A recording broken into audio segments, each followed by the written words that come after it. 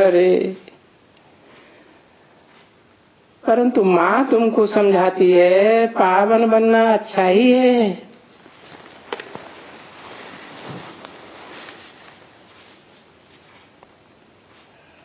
पवित्र बनो, मनसा वाचा कर्मेंद्रियों से पवित्र बनो। चलो मनसा के संकल्पों में कुछ भूल होती है तो पुरुषार्थी जीवन में कुछ समय पाप नहीं भी बनेगा। वाचा से तो भूल न करो, परंतु अगर कर्मणा में भूल हो जाती है तो क्या होता है? पतितपना बहुत ज्यादा आवेगा, पाप ज्यादा चढ़ेगा या कम चढ़ेगा? सबसे जास्ती पाप चढ़ जाता है। जैसे कि 5 भी मार से नीचे गिरते हैं।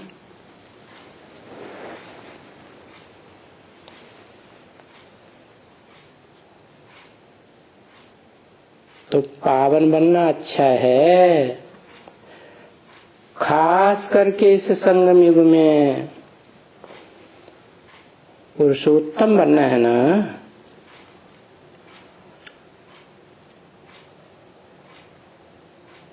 हर मनुष्य आत्मा को पुरुषोत्तम बनना है। हर आत्मा रूपी सितारे की अपनी अपनी दुनिया है ना। तो अपनी दुनिया में जो भी पुरुष रूप आत्माएं हैं उनमें उत्तम बनना है या नहीं बनना है? लक्ष्य क्या होना चाहिए? उत्तम बनने का लक्ष्य होना चाहिए या नीच बनने का लक्ष्य होना चाहिए?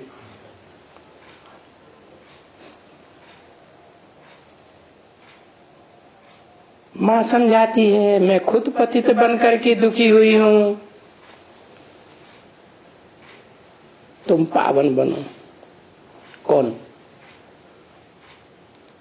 बच्चों से बताती है तुम पावन बनो। और सो भी हम कहती तब हूँ जबकि अभी पावन दुनिया स्थापन हो रही है। अभी माने कब? पुरुषोत्तम संगम युग में खास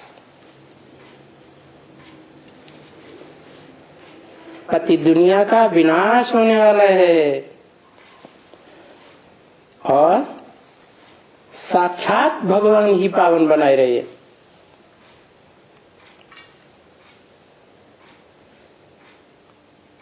कोई ऐरा गहरा नत्थु खैरा नहीं संग के रंग से पावन बनाता है। बिल्कुल नहीं सुनती। जिनकी तकदीर में नहीं है वो बिल्कुल ऐसे कि एकदम वो जो कहा जाता है ना, हियर नो इविल।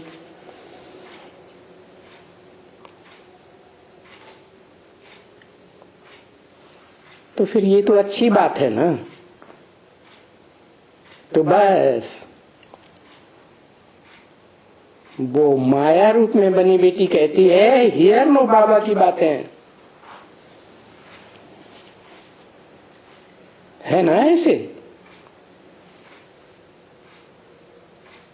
माया झट कह देती है कि शिव बाबा का ज्ञान मत सुनो,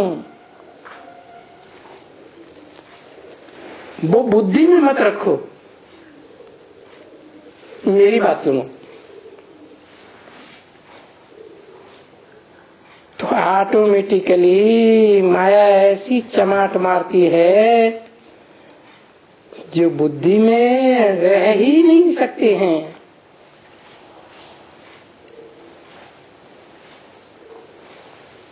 और बाप को तो बहुत बात भी नहीं है।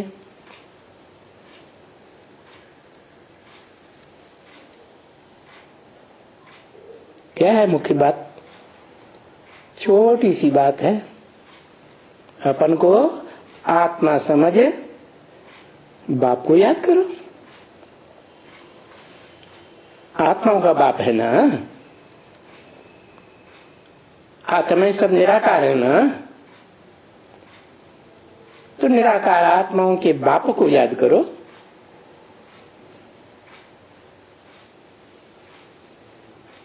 याद तो आत्माओं के बाप को करना है ना।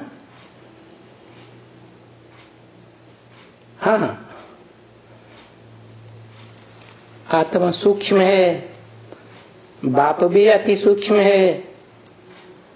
नहीं याद आता है तो जिस बड़े स्वरूप में प्रवेश करता है उसको याद करो। अरे बाप को याद करो। निराकार साकार दोनों का व्यक्तित्व तो पर्सनालिटी एक ही है या अलग अलग है? एक ही है। याद ही नहीं कर सकते। सारे देह के मित्र संबंधी याद आ जाते, वो सब याद आते, सामने आ जाते हैं, उनको झट बहुत याद करते हैं। तो उनको अगर याद करते हैं और बाबा की आज्ञा नहीं मानते हैं ना, बाबा कहते हैं, क्या कहते हैं? माम एकम याद करो। तो उल्टा ही अर्थ लगा लेते हैं। माम एकम का मतलब समझ लेते हैं मुझे एक बिंदु को याद करो। वो एक बिंदु ही सर्वश्रेष्ठ है, ऊंचे ते ऊंचे, ऊंचे ते ऊंचा भगवंत है। अरे बिंदु ऊंचे ते ऊंचा कहा जा सकता है? ऊंचे ते ऊंचा और नीचे ते नीचा ऐसे दुनिया में होता है, यह निराकारी दुनिया में होता है? कहाँ होता है? इस दुनिया में होता है। तो इस दुनिया में वो क्या निराकारी बन करके रहता है या साकार में प्रवेश होकर के रहता है? निरंतर मुकर्रर रूप से साकार में रहता है ना। तो माम एकम याद करो का मतलब यह है कोई एक व्यक्तित्व है, पर्सनालिटी है, शख्सियत है, उसमें याद करो। तो फिर नाफरमान बरदार बन करके कहते हैं हम क्या करें, हमको याद आती है ना। किसकी? देहधारियों की। तो बाबा क्या कहते हैं? अरे याद आती है तो उनको भूलो। किनको भूलो? जो देहधारी संबंधी हैं उनको भूलो।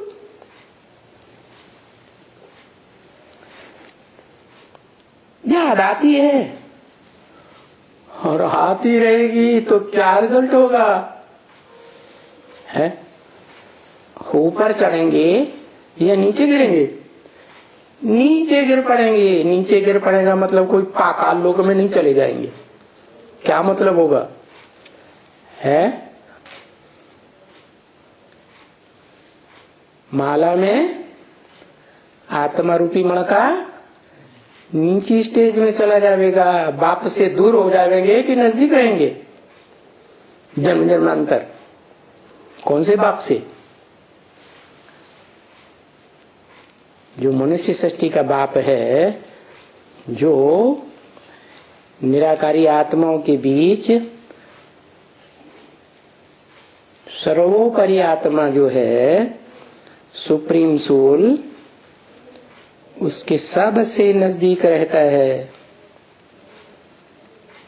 तो देहधारियों को भूलो, नहीं तो जन्म जन्मांतर के लिए हीरो पाठधारी से क्या होगा? दूर हो जाएंगे, गिर पड़ेंगे। तो जिस देहधारी की बहुत याद आती है, कोई न कोई की बहुत याद आती होगी ना, तो उसको भूल करके मुझे याद करते रहो। अभ्यास करो। जिनकी ज्यादा याद आती है उनसे नफरत लाते रहो। ये चीची है, ये गंध है। इसको कहा जाता है वैराग। क्या? वैराग माने बी माने विपरीत, राग माने प्यार। प्यार के विपरीत चले जाओ। ये छीछी दुनिया है। क्या? ये दुनिया कैसी है? अच्छी दुनिया है। शिव कहाँ आता है? अच्छी दुनिया में आता है, श्रेष्ठ दुनिया में आता है, स्वर्ग में आता है या नरक में आता है? रो नरक में आता है। तो कैसी दुनिया है? सारी दुनिया छी दुनिया है। हमारे लिए तो बहुत अच्छा नया स्वर्ग स्थापन हो रहा है, ऐसी भावना रखनी चाहिए। तुमको शांति धाम का परिचय मिला, बाप का घर है ना। स्वर्ग का परिचय मिला, बाप का परिचय मिला। किसका परिचय मिला? एक का या तीन का? तीनों का परिचय मिला। बाप का भी परिचय मिला, जिससे सब कुछ प्राप्ति होती है। जो कुछ पाना था सो पा लिया, अब कुछ पाना ना है। स्वर्ग की प्राप्ति होती है और बाप का घर भी मिलता है।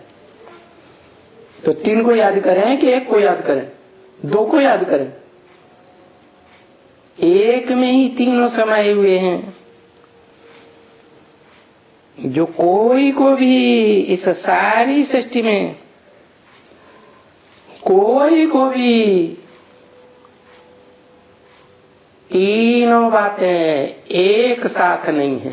कौन कौन सी तीनों बातें? कोई व्यक्तित्व में नहीं है। कौन कौन सी तीनों बातें? घर भी हो, ऊंचे के ऊंचे बाप का घर, और परमानेंट हो, मुकर्रर रथ के रूप में। घर भी है, स्वर्ग भी है और बाप भी है, ऊंचे से ऊंचा वर्षा देने वाला।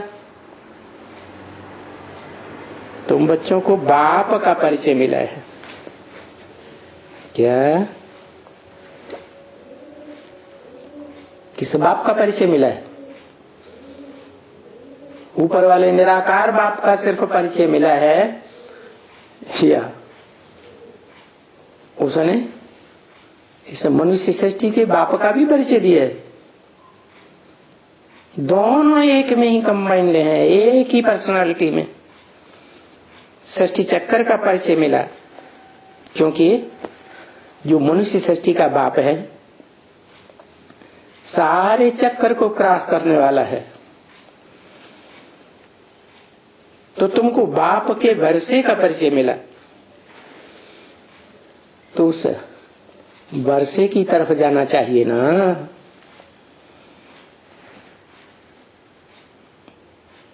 किस वर्षे की तरफ है? जो परिचय मिल गया है। क्या परिचय मिल गया? आत्मा का परिचय मिल गया। उस वर्षे की तरफ जाना चाहिए जो तुम्हारी आत्मा का ऊंचे से ऊंचे वर्षा है। परिचय मिला ना? है? मिला या नहीं मिला? मिला। तो वही पढ़ाई में लग जाना चाहिए और अच्छी तरह से लगना चाहिए। क्योंकि आत्मा की ऊंच से ऊंच स्टेज का परिचय तो मिला ना। और फिर पढ़ाना भी लग जाना चाहिए। क्या क्या करें? खुद पढ़ें और दूसरों को भी पढ़ें। उनको तो भूलना तो नहीं है ना। किनको? जो ऊंचे थे ऊंचे आत्मा को वर्षा मिलना है, जिसका परिचय मिल गया, उसको भूलना तो नहीं है ना। यहाँ कोई भी जो जिनसे कोई भी संबंध है वो बाहर का संबंध है कि अंदर का है? अंदर का है या बाहर का? देह का संबंध माने बाहर का संबंध, वो विकारी संबंध है। ये उनको तो चिट्ठी भी लिखने की दरकार नहीं है। किनको? जिनसे बाहरी देह का संबंध है, उनको तो क्या करना है? प्यार यार होता है ना, तो चिट्ठी दूर हो जाते हैं कारण या कारण है, तो उनको चिट्ठी लिखने की दिल होती है। चिट्ठी भी लिखने की दरकार नहीं रहती, क्योंकि ज्ञान के सिवाय कोई लिखने से थोड़े ही कोई समझ सकते हैं? और ज्ञान तो एक बाप का है ना। उस ज्ञान में जो ईश्वरीय ज्ञान है, उसमें और कोई मनुष्य आत्मा का अंश मात्र भी अगर मिल गया तो क्या हो जाएगा? ज्ञान या अज्ञान। दूध के बड़े घड़े में आधा चौथाई बूंद विष का मिल जाए, सर्प का, तो क्या हो जाएगा? विष ही हो जाएगा। 2467 की वाणी का 6ठा पेज। तो हम किसको भी लिखते हैं, शिव बाबा को याद करो, लिखेंगे ना। तो कोई शिव बाबा को भी याद करेंगे क्या? है? जिनको हम चिट्ठी लिखते हैं, शिव बाबा को याद करो, तो तुम्हारी चिट्ठी देख करके वो शिव बाबा को याद करेंगे क्या? करेंगे?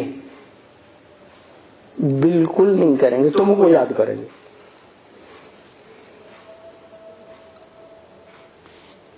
कभी नहीं लिखना ऐसी भावना में आकर। बच्चे होंगे, उनको कोई बाप बैठ करके पढ़ाएंगे तो वो याद करेंगे कुछ न कुछ, परंतु वो युक्त तो होगा नहीं ना। तो कोई याद थोड़ा ही कर सकते हैं, क्योंकि याद करने के लिए पहली बात क्या चाहिए? याद करने के लिए पहली बात चाहिए परिचय।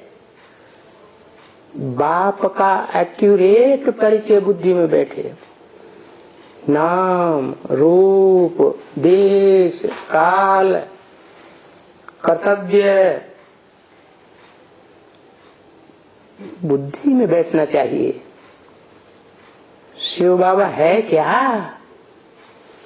और हम आत्मा क्या हैं? कहाँ शिव बाबा और कहाँ हम? कितना जमीन आसमान का अंतर है।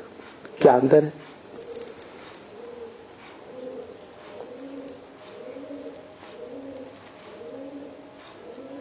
वो ऊपर वाला शिव बाबा नहीं, वो तो शिव बाप है सिर्फ। उसके साथ बाबा माने ग्रैंडफादर का संबंध ही नहीं बनता। शिव बाबा ऊपर की ओर इशारा करे या इस षष्ठी पर? इस षष्ठी पर है शिव बाबा, है ना।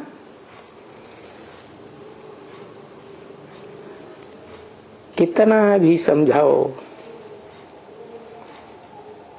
अगर बैठे तो याद करे, नहीं बैठता एकदम। क्योंकि ऐसा कुछ पाप आत्मा है जो बैठता ही नहीं है, बिल्कुल नहीं बैठता।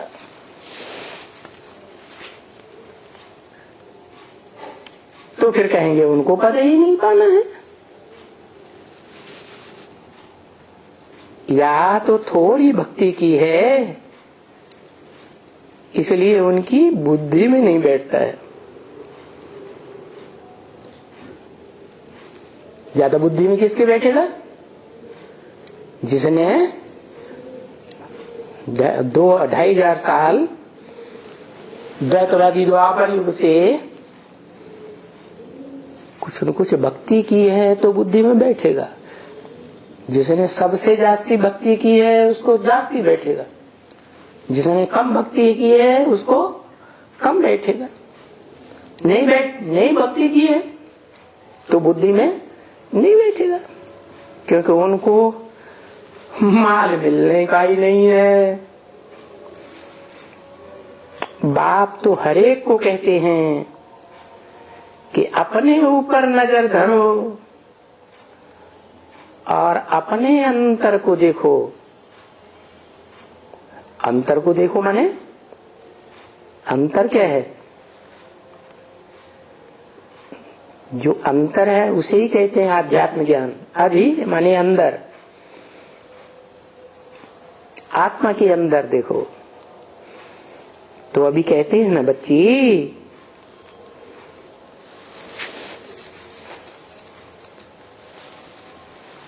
अगर भागवत में भी है लक्ष्मी के साथ वो नारद कहते हैं भगत। देखो भगत है ना, क्या भक्तों में भी शिरोमणि भगत नारद को कहा जाता है? शिरोमणि भगत है तो सबसे जास्ती भक्ति की होगी भक्तों के बीच में कि कम की होगी? है शिरोमणि है तो जरूर बड़ा भक्त हुआ, सबसे जास्ती भक्ति करने वाला हुआ। तो नाम क्या हुआ? है नारद, भक्त शिरोमणि कहते हैं ना। और यहां आते हैं ना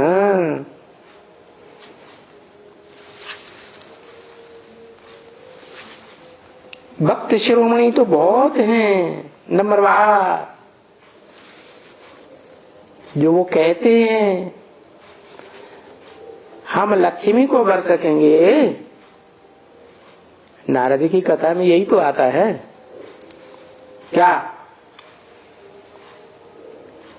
कि हम, नारद कहता है कि हम लक्ष्मी को वरेंगे। तो वो तो बोलते हैं कि अपने अंदर में तो देखो, ये शीशा है ज्ञान का दर्पण। दर्पण दिखाई दिया तो बंदर का चेहरा दिखाई पड़ा। बंदर तो बहुत विकारी होता है, 5 विकार भरपूर भरे भरे होते हैं। तो तुम्हें भी बाप कहते हैं, रोज रोज कहते हैं, अपने अंदर में तो देखो। तो तुमको क्या बाप याद आता है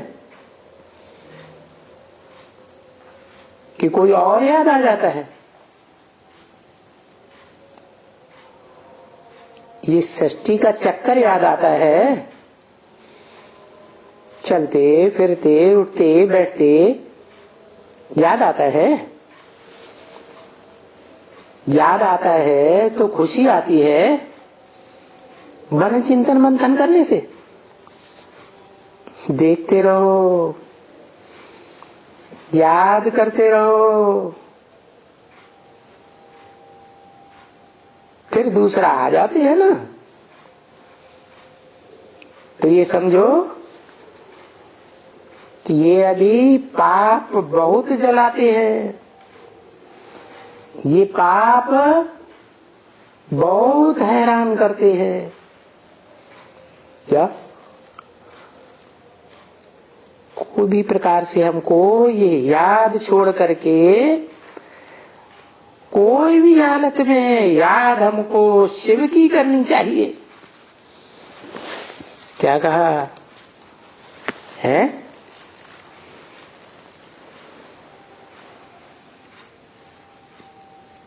और कोई भी हमारे पास कोई से भी लव नहीं रखना होता है, बिल्कुल ही नहीं। और लव का तो तुम बच्चों को दिखला रहे हैं कि लव किसको कहा जाता है, लव कैसा होता है। अरे ये लव कितना हैरान करते हैं।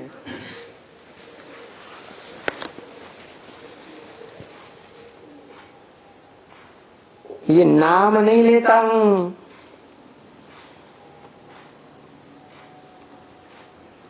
देह को लव करने वालों का, बाकी तुम देखते हो कि ये बाहर का देह का लव कैसे जाते हैं, कितना तड़पाता है, कितना हैरान करता है।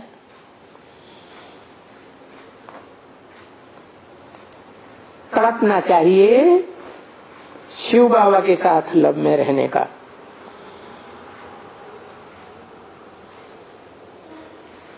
और बाहर में कितने हैं, हम लिस्ट बना रहे हैं, तुमको बहुत लंबी चौड़ी लिस्ट बना कर दे रहे हैं, नाम ले ले करके। बहुत अच्छे अच्छे फर्स्ट क्लास बच्चे भी कितना हैरान होते हैं उस देहधारी की लव में।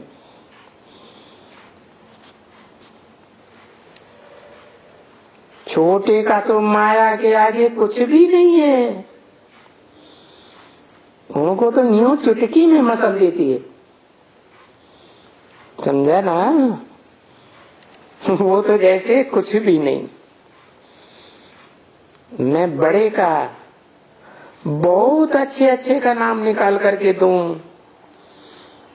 कि देखो उनको माया कैसे नाक से पकड़ती है। क्या नाक से ही क्यों पकड़ती है? नाक बड़ी जल्दी माया को पकड़ने में आ जाती है। क्या है? लंबी चौड़ी नाक है क्या? लंबी चौड़ी नाक किसकी होती है? चींटी की या देहाभिमानी हाथी की?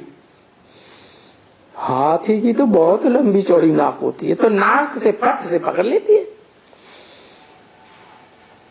तो ऐसे नहीं समझना चाहिए भाई, उस हाथी को पकड़ती है। पुरुषार्थ करने वालों में हाथी रूपी महारथी होते हैं ना, तो उनकी नाक को पकड़ती होगी। अरे तो हमको भी तो पकड़ती है।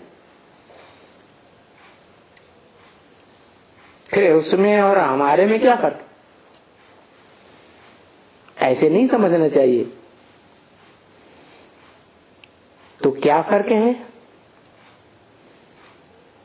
ये फर्क न देखो तो ऐसे नहीं, छूटना चाहिए, छूटना चाहिए ना।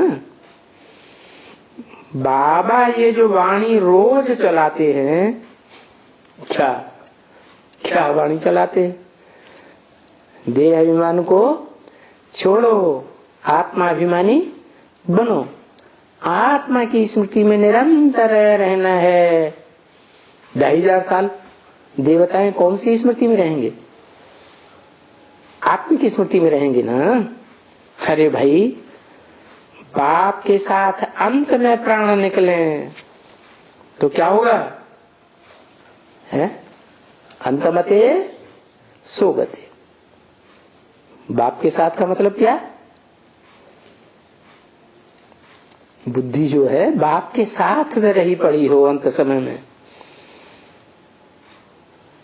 तब जब शिव बाबा की याद हो और ये ज्ञान बुद्धि में बैठा हुआ हो।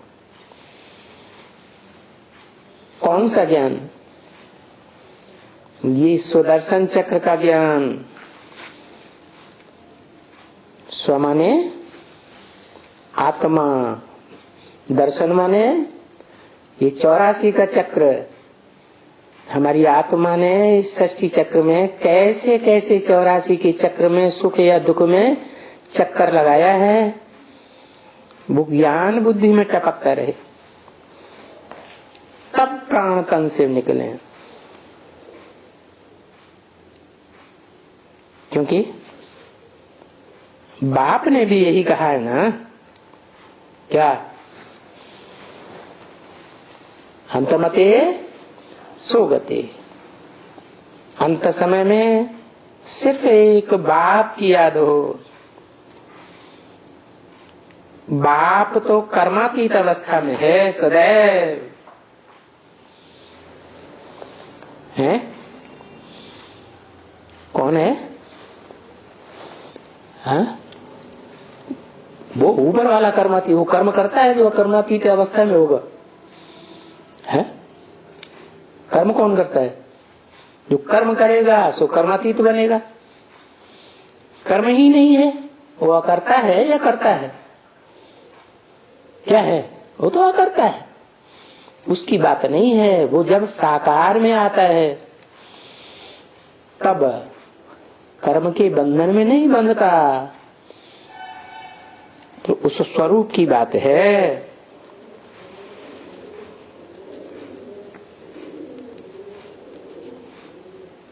तो उनकी भेंट में अभी ये ज्ञान का चक्कर फिरता रहता है।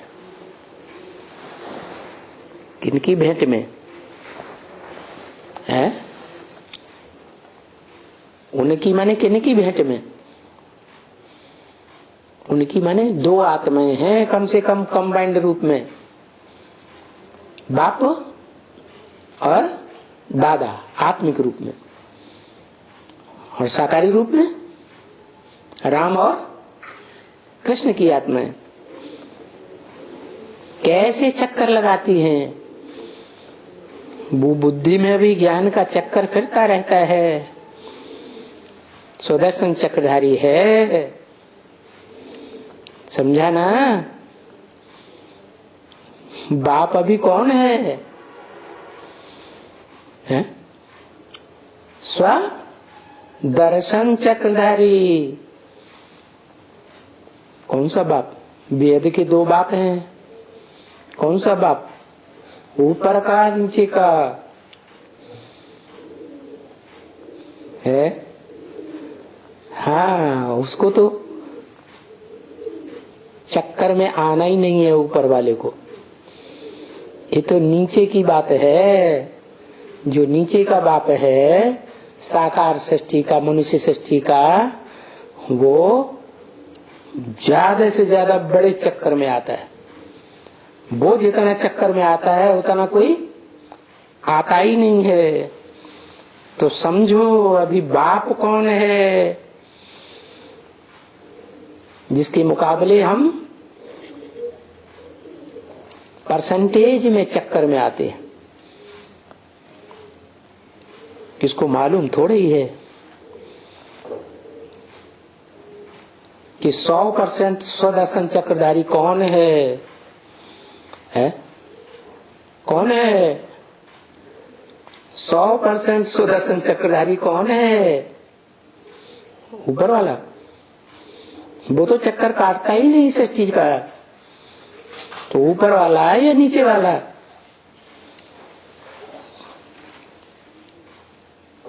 अच्छा,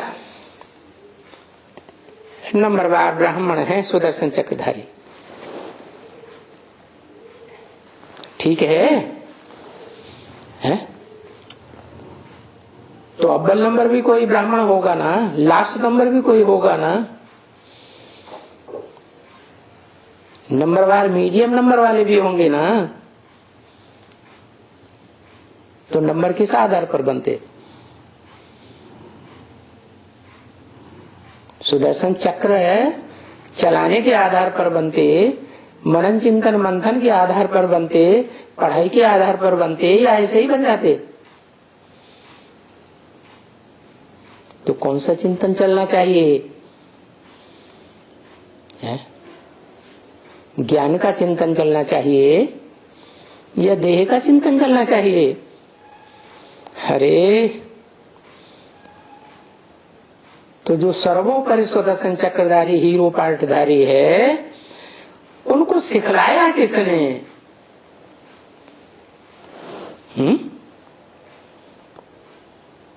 उनको क्यों कहा?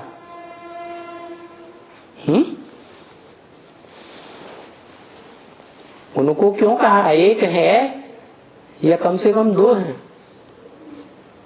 कितने हैं? उनको सुदर्शन चक्रधारी बनना सिखलाया किसने है? किसने सिखलाया? एक ने सिखलाया या दो ने? एक ने सिखलाया और दो को सिखलाया जो ऊंचे थे ऊंचे सुदर्शन चक्रधारी हैं। वो दो कौन? या ज्यादा को सिखलाया जो ऊंचे थे ऊंचे हैं? कौन है दो? ऊंचे थे ऊंचे सुदर्शन चक्रधारी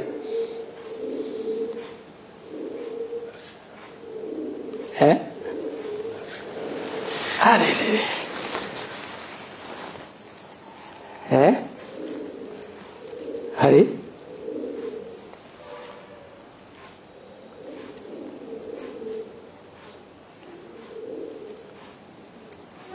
याद भी करते रहते, बाप दादा बाप दादा बाप दादा करते ही रहते, फिर भी भूल जाते। कौन है? ऊंचे थे ऊंचे सुदर्शन चक्रधारी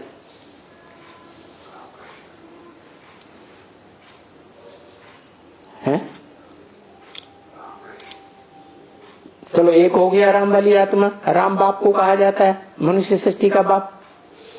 दूसरा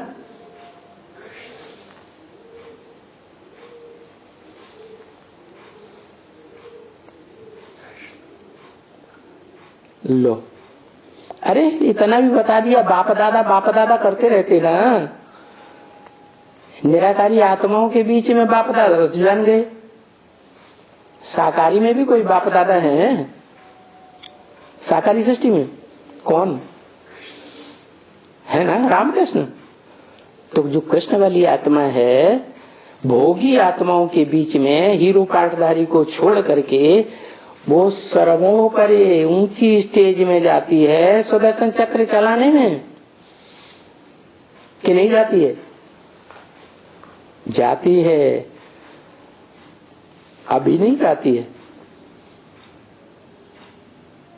जब दो बच्चों का इकट्ठा जन्म होगा, क्या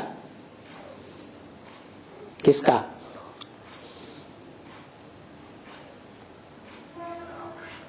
जो बाबा है ना, ग्रैंडफादर, कब कहा जाता है? जब बच्चे का भी बच्चा पैदा हो तो क्या कहा जाता है? बाबा। तो उसका बच्चा कौन? मनुष्य सृष्टि का बाप। फिर उसका बच्चा कौन? ऊंचे थे ऊंचा है? कोई है या नहीं? इस मनुष्य सृष्टि में कृष्ण बच्चा सतयुग का। जो भी इस मनुष्य सृष्टि की आत्माएं हैं, उन मनुष्य आत्माओं के बीच में वो ऊंचा पार्ट बजाने वाला है। उनको सिखलाया किसने है? सिर्फ निराकार ज्योति बिंदु ने सिखलाया या निराकार से फिर ज्योति बिंदु साकार में आया तब सिखलाया, साकार में आया तब सिखलाया, लेकिन कृष्ण को किसने सिखलाया? निराकार से सीखा या साकार से सीखा? किससे सीखा? दो बच्चों का जन्म इकट्ठा है, बाप और बच्चे का जन्म इकट्ठा है इस सृष्टि रूपी रंगमंच पर। क्या जो चित्र में दिखाते हैं, एक बुढ़ा बाबा देह के रूप में बैठा हुआ है और उसकी गोद में कृष्ण बच्चा प्यार ले रहा है गोद का। तो बताया कोई सुदर्शन चक्रधारी होगा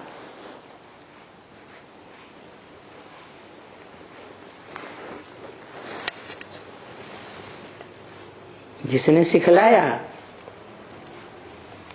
तो कौन होगा सुदर्शन चक्रधारी? देखो कितनी समझने की बातें हैं। क्या कौन है सुदर्शन चक्रधारी? चरित्र के चित्र बनाए जाते हैं। जो भक्ति मार्ग में चित्र हैं वो किसकी यादगार है? चरित्र की यादगार है। तो सुदर्शन चक्र कौन कौन से चित्रों को दिखाया जाता है? कृष्ण को दिखाते हैं, और वो तो 2 हाथ वाला है। और किसको दिखाते? हाँ 4 हाथ हैं विष्णु को, उनको भी सुदर्शन चक्र दिखाते हैं। तो देखो क्या विष्णु चक्रधारी होगा? है होगा। विष्णु सुदर्शन चक्रधारी होगा? होगा। स्वर्ग में होगा, इस नरक की दुनिया में होगा? नरक की दुनिया में सुदर्शन चक्रधारी होगा। अरे विष्णु तो स्वर्ग का देवता है, सर्वोपरि देवता स्वर्ग का है, लेकिन वो बुद्धू होते हैं या ज्ञान होता है उनमें? है ज्ञान होता है। जो प्रैक्टिकल में विष्णु होगा उनको ज्ञान होगा? है स्वर्ग में ज्ञान होगा? ज्ञान तो यहां इस सृष्टि की बात है।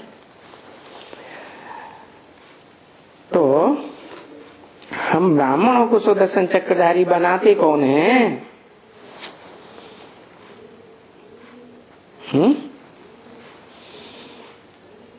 ये रचना के आदि मध्य अंत,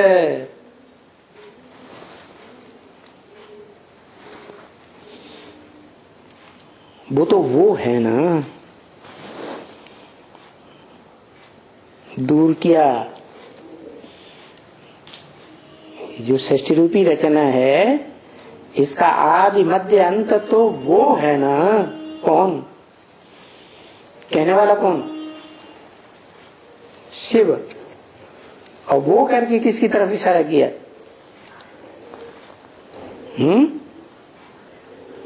वो 1 या 2 या 4? ज्यादा?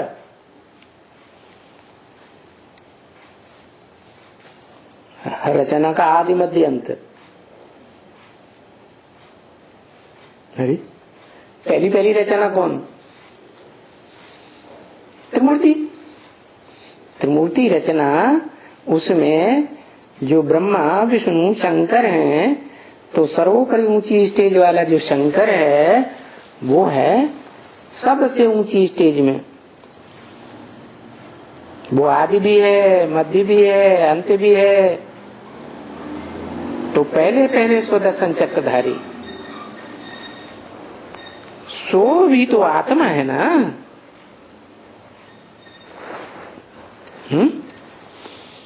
भले परमात्मा पाठधारी भी हो जाता है, लेकिन पहले तो आत्मा है या परमात्मा पार्टधारी प्रसिद्ध होता है?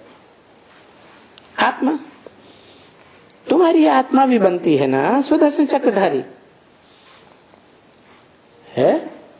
नंबरवार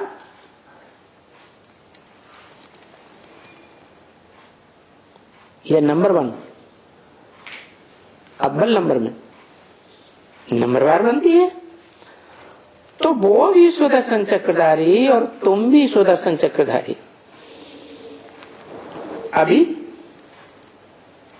अभी बने कभी, जिस समय ये ब्रह्मा के मुख से वाणी बोली जा रही है उस समय। अभी ये है नहीं।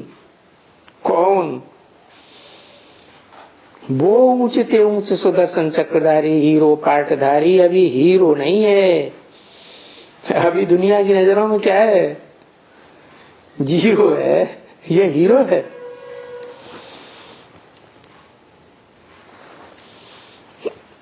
अभी नहीं है।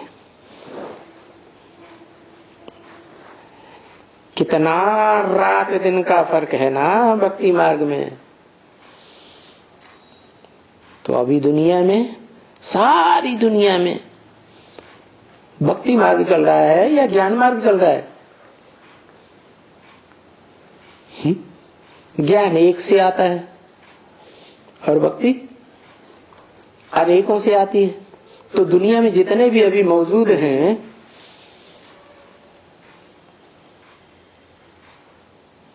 वो भक्त हैं या नहीं है? है? भक्त हैं। ज्ञानी क्यों नहीं है? एक से ज्ञान लेते हैं, एक से जानकारी लेते हैं या सुनी सुनाई बातों पर भी विश्वास कर लेते हैं, दूसरों की सुनी सुनाई बातों पर। भक्त क्या करते हैं? सुनी सुनाई बातों पर भी विश्वास कर लेते हैं, तो भक्त हुए।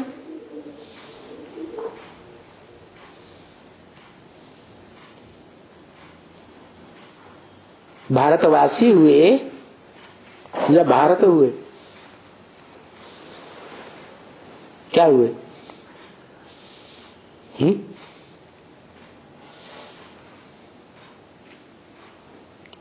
अव्वल नंबर भारत कौन? भा माने ज्ञान की रोशनी, रत माने रहने वाला। सदैव ज्ञान की रोशनी में रहे।